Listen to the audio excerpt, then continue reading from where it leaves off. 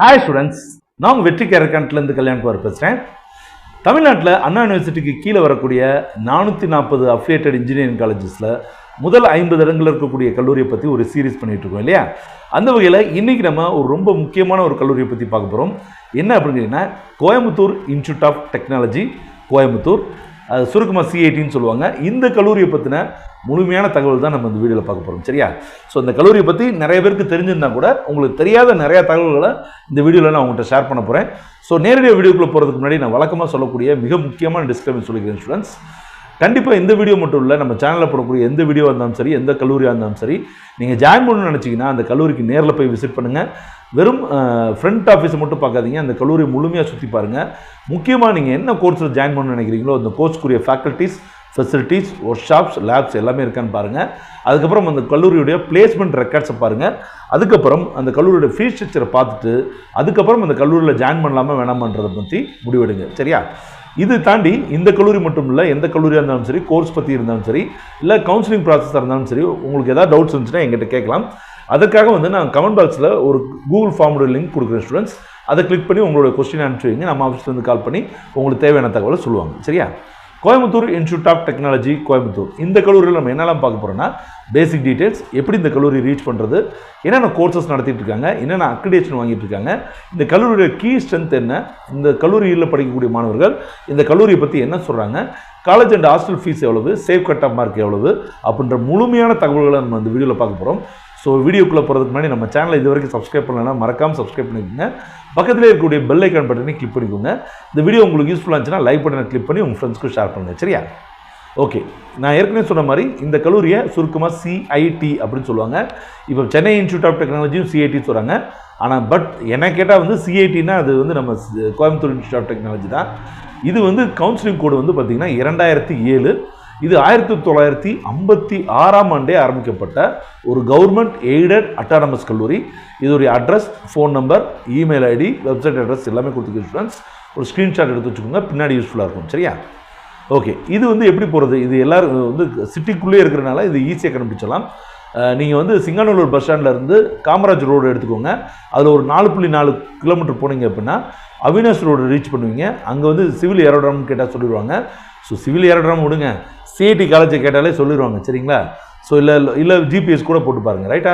இது சென்னையிலேருந்து ஒரு 501லேருந்து 533 கிலோமீட்டரில் இருக்குது. ஏன் 2 டிஸ்டன்ஸ் கொடுத்துருக்கீங்க அப்படின்னா நிறைய ரூட்ஸ் இருக்குது. சரி, அதனால் இப்படி கொடுத்துருக்கேன். மதுரையிலேருந்து ஒரு 225 கிலோமீட்டர், திருச்சியிலேருந்து ஒரு 264 கிலோமீட்டர், சேலம்லேருந்து ஒரு 192 கிலோமீட்டர், திருநெல்வேலியிலேருந்து 348 கிலோமீட்டர் தொலைவில் இந்த கல்லூரி அமைஞ்சிருக்கு. சரிங்களா? இந்த கல்லூரியில் என்னென்ன கோர்சஸ் இருக்குது அப்படின்னு பார்த்துடலாம். Civil engineering, mechanical, electrical and electronics engineering, electronics and communication engineering, computer science engineering, chemical engineering, information technology, பிடெக்கில் artificial intelligence and data science இருக்குது.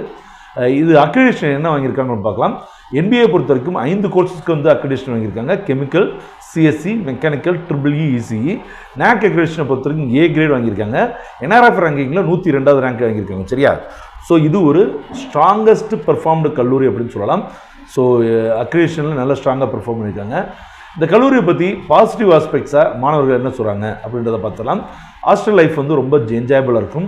காலேஜில் நிறைய ஈவெண்ட்ஸ் அண்ட் கல்ச்சுரல் ஆக்டிவிட்டீஸ் நடக்கும்.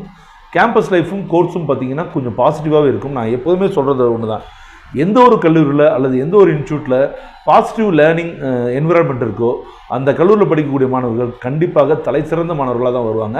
அது இந்த கல்லூரியில் இருக்குது. பிளேஸ்மெண்ட்ஸும் நல்லா இருக்குது. அதேமாதிரி ஃபேக்கல்ட்டிஸ் ஜென்ரலாக ரொம்ப ஃப்ரெண்ட்லியாக இருப்பாங்க. இன்டர்ன்ஷிப் ரொம்ப ஸ்ட்ராங் ஃபீச்சர்ஸோடு இருக்குது. அதேமாதிரி டிபார்ட்மெண்ட் ஃபங்க்ஷன், ஃபண்ட்ஸ்லாம் ரொம்ப என்டர்டெய்னிங்காக இருக்கும். கிளப் ஈவெண்ட்ஸ், ஹேக்கத்தான்ஸ் மாதிரியான, கோட் குவிஸ் மாதிரியான கிளப் ஈவெண்ட்ஸ் நல்லா பண்ணுவாங்க. லைப்ரரி ஃபெசிலிட்டிஸ் நல்லாயிருக்கு. அதேமாதிரி பீஸ்ஃபுல் என்விரான்மெண்ட் இருக்கும். அதேமாதிரி எக்ஸாமினேஷன் ப்ரெஷர் ரிலேட்டிவ்லி லோவாக இருக்கும். மற்ற காலேஜஸில் கம்பேர் பண்ணும்போது ரொம்ப குறைவு தான். நெகட்டிவ் ஆஸ்பெக்ட்ஸ் இல்லாமல் இல்லை. பிளேஸ்மெண்ட் ரெக்கார்டு ஒரு கன்சிஸ்டன்ஸாக இருக்காது, மேலேயும் கீழேயும் போயிட்டு வந்துட்டுருக்குன்னு சொல்லி மாணவர்கள் வருத்தப்படுறாங்க. Tuition fees comparatively government aided காலேஜில் இது கொஞ்சம் கூட அப்படின்னு சொல்கிறாங்க. ஸ்டூடெண்ட்ஸ் பார்த்திங்கன்னா அவங்களுடைய நீட்ஸ் மேனேஜ்மெண்ட் இன்னும் நல்லா அட்ரஸ் பண்ணல அப்படின்றதையும் சொல்கிறாங்க. ஸ்டாஃப் பார்த்திங்கன்னா செல்ஃப் லேர்னிங்கை ப்ரையாரிட்டைஸ் பண்ணுற அளவுக்கு டீச்சிங் போஸ்ட் இன்டர்ன்ஷிப்பில் ப்ரையாரிட்டைஸ் பண்ணுறதில்ல அப்படின்னு சொல்லி வருத்தப்படுறாங்க. செமஸ்டர் ஃபீஸ் இன்டர்ன்ஷிப் அப்போ கனெக்ட் பண்ணுறாங்க, அது கொஞ்சம் இன்கன்வீனியண்ட்டாக இருக்குன்னு சொல்கிறாங்க. கேம்பஸ் என்விரான்மெண்ட்டும் சரி, இன்ஃப்ராஸ்ட்ரக்சரும் சரி இன்னும் கொஞ்சம் அப்கிரேடடாக இருக்கணும் அப்படின்னு சொல்கிறாங்க. கோர்ஸ் ஸ்ட்ரக்சர் வந்து புவராக இருக்குது, ஃபீஸ் வந்து ரொம்ப எக்ஸசிவாக இருக்குது, அதே மாதிரி ஸ்டாஃப் வந்து அப்டேட்டடாக இல்லை அப்படின்ற மாதிரி சொல்கிறாங்க. சரியா? அதே மாதிரி வந்து பார்த்திங்கன்னா ஸ்டூடெண்ட்ஸ் வந்து நிறைய இரலவெண்ட்டான திசிஸ் டாபிக்ஸ்லாம் இன்வால்வ் பண்ண சொல்லி ஸ்ட்ரிக்ட் பண்ணுறாங்க அப்படின்னு சொல்கிறாங்க. அதே மாதிரி ஹாஸ்டல் கேட் டைமிங்ஸ் வந்து ரொம்ப ஸ்ட்ரிக்டாக இருக்கும். மெஸ் ஃபுட்டும் பார்த்தீங்கன்னா கொஞ்சம் சுமாராக தான் இருக்கும். ஹாஸ்டல் ரூல்ஸும் வந்து பார்த்திங்கன்னா அன்சாட்டிஸ்ஃபேக்சராக இருக்குது அப்படின்னு சொல்லி மாணவர்கள் கூறப்படுறாங்க. சரியா? ஸோ கீ ஸ்ட்ரென்த்து பார்த்தலாம். இந்த கல்லூரியுடைய கீ ஸ்ட்ரென்த்துன்னு எடுத்துட்டிங்கன்னா ரொம்பவே ஸ்ட்ராங்கான ஒரு அலுமினி நெட்வொர்க். இந்த அலுமினி நெட்வொர்க் வந்து பார்த்திங்க அப்படின்னா ரொம்ப இன்ஃப்ளூயன்ஸ்டாக space, science, engineering, technology, even politics, இதில் எல்லாத்துலேயுமே அலுமினிஸ் இங்கே இருக்காங்க. இவங்க வந்து இந்த கல்லூரியுடைய இன்டர்ன்ஷிப், பிளேஸ்மெண்ட்ஸ், இந்த மாதிரியான பல ஈவன் ஸ்காலர்ஷிப்ஸ் இதில் கூட வந்து பலவிதமாக வந்து ஹெல்ப் பண்ணுறாங்க. இதில் பாருங்களேன், ஆர் பிரபு அவர் வந்து யூனியன் மினிஸ்டராக இருந்திருக்காரு. நாராயணசுவாமி பாலகிருஷ்ணன் அவர் வந்து இந்தியன் ஏரோஸ்பேஸ் கம்ப்யூட்டர் சயின்டிஸ்டாக இருந்திருக்காரு. நடராஜன் சந்திரசேகர் வந்து பார்த்திங்கன்னா டாடா சன்ஸுடைய சேர்பர்சனாக இருந்திருக்காரு. அதேமாதிரி கிருத்திவாசன் அப்படின்றவர் வந்து பார்த்திங்கன்னா chief executive officer and managing director of TCS இருந்திருக்காங்க. அதேமாதிரி ஜேவியர் சார் வந்து பார்த்திங்கன்னா இந்தியன் இன்ஸ்டியூட் ஆஃப் மேனேஜ்மெண்ட் ராஞ்சியில் ஃபவுண்டிங் டைரக்டராக இருந்திருக்காரு. சுபே அர்ஜுனன் அப்படின்னு சுபே அருணன் அப்படின்றவங்க மார்ஸ் ஆர்பிட்டர் மிஷன் இப்போ ரீசெண்டாக போச்சு பார்த்தீங்களா, ஒரு 5 இயர்ஸ்க்கு முன்னாடி, அதில் வந்து ப்ராஜெக்ட் டைரக்டராக இருந்திருக்காரு. சரிங்களா? ஸோ எவ்வளோ பெரிய நேம்ஸ் பாருங்களேன். சரி, ஹிஸ்டாரிக்கல் நேம்ஸ்னு சொல்லலாம். இன்னும் எக்கச்சக்கமாக இருக்கிறாங்க நோட்டபிள் அலுமினிஸே. சரி, நான் வந்து உங்களுக்கு டக்குன்னு பார்த்தோன்னே ஸ்ட்ரைக் ஆகிற மாதிரியான சில பேர்களை மட்டும் சொல்லியிருக்கேன். இன்னும் நிறைய பேர் இருக்காங்க. சரியா? அதே மாதிரி இன்டர்ஃபேஸ் அப்படின்றதும் டெக்னோவேஷன் அப்படின்ற 2 ஈவெண்ட் வந்து மாணவர்களால் பெரிதும் பேசப்படுது. ஸோ அதை பற்றி நிறையா ஸ்லாகித்து சொன்னாங்க. அதே மாதிரி சைபர் ஃபெஸ்ட் வந்து பார்த்திங்க அப்படின்னா நேஷ்னல் டெக்னிக்கல் சிம்போசியம் ஜான்வரியில் நடக்குமா, அது வந்து சைபர் ஃபெஸ்ட்டுன்ற பேரில் நடத்துகிறாங்க. அதுவும் வந்து நல்லா பண்ணுறதா சொன்னாங்க. அதே மாதிரி ரிசர்ச் அவுட்புட் பாருங்களேன், டோட்டல் நம்பர் ஆஃப் பப்ளிகேஷன்ஸ் வந்து 4745 பண்ணியிருக்காங்க. இதில் 1238 பப்ளிகேஷன்ஸ் வந்து க்ளோஸ்ட் ஆக்சஸ் ஆகும், 248 வந்து கோல்டன் ஓப்பன் ஆக்சஸ் ஆகும், 103 வந்து பார்த்திங்கன்னா ப்ரோஸ் ஓப்பன் ஆக்சஸ் ஆகும், 21 வந்து பார்த்திங்கன்னா க்ரீன் ஓப்பன் ஆக்சஸ் ஆகும், 2765 பப்ளிகேஷன்ஸ் பார்த்திங்கன்னா ஜோர்னல் ஆர்டிகிள்ஸாகவும் வந்திருக்கு. அதே மாதிரி 1530 பப்ளிகேஷன்ஸ் வந்து பார்த்திங்கன்னா கான்ஃபரன்ஸில் ப்ரொசீடிங்ஸில் இருக்குது. அது மாதிரி 250 பப்ளிகேஷன் வந்து புக்ஸாகவும் சாப்டர்ஸாகவும் ரிலீஸ் பண்ணியிருக்காங்க. 233 பப்ளிகேஷன்ஸ் வந்து வேறு இதை, அதாவது அதர்ஸ்ன்னு சொல்லி கேட்டரைஸ் பண்ணியிருக்காங்க. சரியா? அதேமாதிரி கிட்டத்தட்ட 151 பேட்டன் ரைட்ஸ் வந்து இந்த கல்லூரி ஓன் பண்ணுது. சரிங்களா? அதே மாதிரி 15254 சிட்டிசன்ஸ் வந்து பார்த்திங்கன்னா ஹை டிகிரி ஆஃப் இன்ஃப்ளூயன்ஸும், 9508 சிட்டிசன்ஸ் வந்து பார்த்திங்கன்னா அதாவது இந்த முதல்ல இருக்குது பார்த்திங்களா, அதை விட வந்து கம்மியான இன்ஃப்ளூயன்ஸ்லாகவும் இருக்குது அப்படின்னு சொல்கிறாங்க. சரியா? அதே மாதிரி வந்து பார்த்திங்கன்னா 185 பப்ளிகேஷன்ஸ் வந்து இசியில் மட்டும் வந்திருக்கு. அதே மாதிரி 639 சிட்டேஷனும் ஹச்இண்டெக்ஸில் 12 வந்திருக்காங்க. இதுதான் ஹையஸ்ட் அவங்க காலேஜில். அது மாதிரி லேர்னிங் சென்டர் வந்து பார்த்திங்கன்னா ஆன்லைனுக்குரிய நிறையா மெட்டீரியல்ஸ் வந்து உருவாக்குறதுல ரொம்பவும் வந்து பவர்ஃபுல்லாகவும் ரொம்பவும் எஃபெக்ட்ஃபுல்லாகவும் இவங்க ஒர்க் பண்ணுறாங்க. அதே மாதிரி எஸ்ஓபி ஐவி இண்டஸ்ட்ரியல் விசிட்ஸ்ன்னு சொல்கிறாங்க. அதுக்கப்புறம் இன்டர்ன்ஷிப்.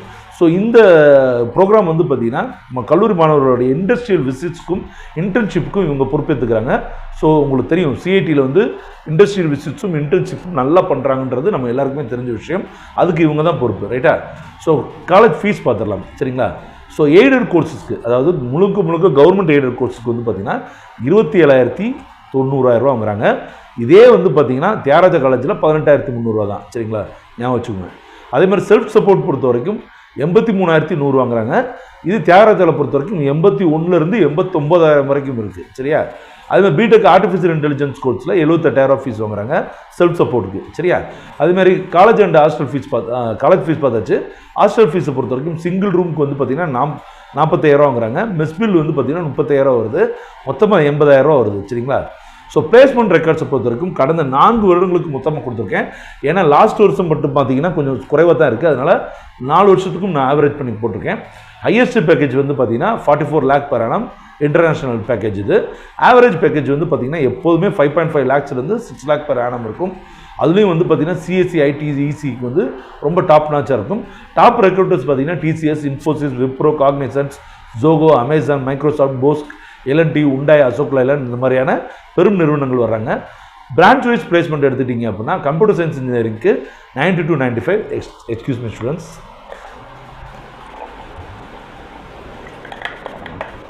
என்னன்னு தெரியல, பேசும்போது தொண்டை அப்படியே கட்டுது.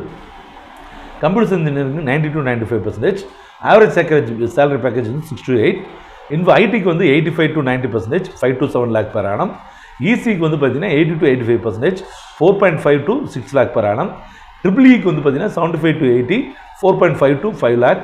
அண்ட் மெக்கானிக்கல் இன்ஜினியரிங் பார்த்தீங்கன்னா 70 to 75, 4 to 5 lakh per annum. சிவிலுக்கு வந்து பார்த்தீங்கன்னா 65 to 70, 3.5 to 4.5. சரிங்களா? அதே மாதிரி இன்டர்ன்ஷிப் ஆப்பர்ச்சுனிட்டிஸ் பார்த்தீங்கன்னா முக்கியமாக வந்து என்னென்ன கம்பெனி வருவாங்கன்னா கூகுள், மைக்ரோசாஃப்ட், ஜோகோ, போஸ்கோ வராங்க. 10,000லேருந்து 50,000 வரைக்கும் வந்து பார்த்தீங்கன்னா மந்த்லி ஸ்டைஃபண்டாக மாணவர்கள் வாங்கியிருக்காங்க. சரியா? ஸோ இந்த கல்லூரியுடைய safe cut off mark for computer science engineering மட்டும் கொடுத்துருக்க ஸ்டூடெண்ட்ஸ் பார்த்துக்கோங்க. ஓசிக்கு வந்து 198, பிசிக்கு 197, பிசிஎம்க்கு 195, எம்பிசி மாணவர்களுக்கு 196, எஸ்சி மாணவர்களுக்கு 191, எஸ்டி மாணவர்களுக்கு 188 மதிப்பெண்கள் எடுத்தால் இந்த கல்லூரியில் கண்டிப்பாக கம்ப்யூட்டர் சயின்ஸ் இன்ஜினியரிங் ஜாயின் பண்ணிடலாம். சரிங்களா? ஸோ கண்டிப்பாக இந்த வீடியோ யூஸ்ஃபுல்லாக இருக்குன்னு நினைக்கிறேன் ஸ்டூடெண்ட்ஸ். அப்போ யூஸ்ஃபுல்லாக இருந்துச்சுன்னா லைக் பண்ணி கிளிக் பண்ணுங்க, உங்கள் ஃப்ரெண்ட்ஸ்க்கும் ஷேர் பண்ணுங்கள். அடுத்தடுத்த வீடியோவில் சீக்கிரம் சந்திப்போம். நன்றி, வணக்கம், பாய்.